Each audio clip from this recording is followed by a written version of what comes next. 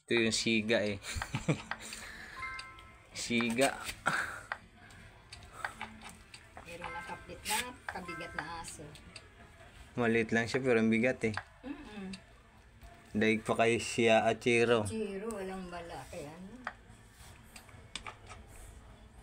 Ano ay si hello guys. Ayan, may tumawag na. Oh, wala. Oh, may tumawag. Oh, ba't wala?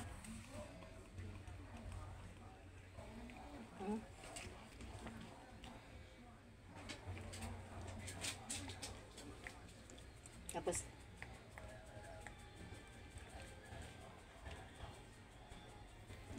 Okay, may.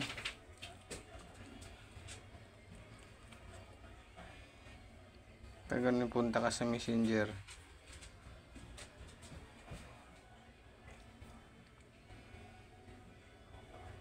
Ganun na lang yan. naku. Na ano ko Pag sa ano punta ka, messenger. oo. Tapos, Click mo kung sino dun. May makikita doon sa taas. Tapos i-ganon mo pindutin. kaligo ka na ha? Oo, nakaligo na ako. Ah, Kailangan iligo na itong aking singaw ng katawan. ano eyes. Tansya naman ngayon ang ano, ilalagnat. Painumin mo ng paracetamol. Eyes. Ayun, pinainom ko ng Ano Biogesic. eyes. Ayun, biogesic. Pero mas maganda Chiro.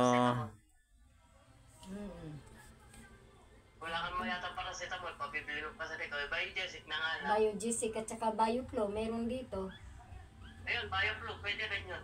Ay, nakainom na siya na ngayon. Nakainom na ng Biogesic. Kainom na ba? Ay, ewan ko. Hindi pa yata eh. Bioflow na lang ibigay mo. Andiyan, tingnan mo. Ibigay mo na kasi. Dito? Hindi, doon nata sa ano, lalagyan. Yung gray. Diyan sa loob ng rep. Ano eh. Lockdown si Sunshine pag-uwi. Hindi na siya nag-ano.